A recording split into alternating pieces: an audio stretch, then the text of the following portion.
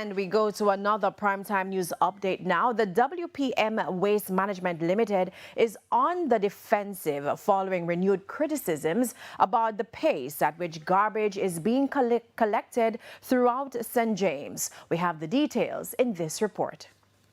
WPM Waste Management has been facing the heat in recent times as garbage is piling in St. James and there's not enough resources to address the problem.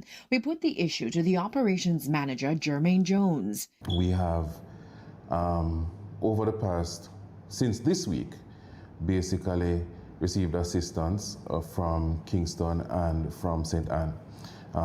The assistance received from St. Anne was for 1 day, the assistance received from Kingston was for 3 days. But it's hard to see as scenes like these are across the parish, raising not only health concerns, but it's not pleasing to the eye, especially in the city centre. We have to understand, though, that we are in a very extraordinary time.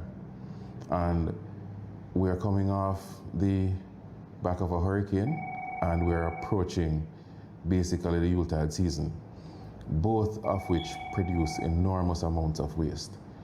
I can relate that one area in specific that we would have gone into, which it used to basically, we collect approximately 4.5 loads, maybe 5. We have gone 12 loads from that particular area and still cleaning. And this area would have received a collection after the hurricane. Mr. Jones explained that it could take weeks to clear. It's why reinforcement has been sought.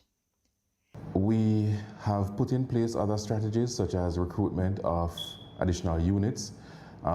We have been using backhoes and tipper trucks to clean our mini dump sites and ensure that the main roads are free from not just storm debris but actually build up our waste that people would have illegally deposited.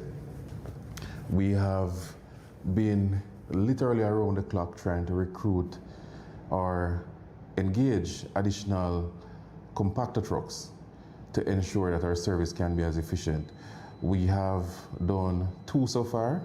He adds that approval is being sought for another 3 trucks to include in the current fleet of 21. There are also 8 additional units from Kingston and St. Andrew and 4 from St. Anne. Mr. Jones is hopeful that the problem areas will be cleared of all garbage by Christmas. Janella Precious, TVJ News.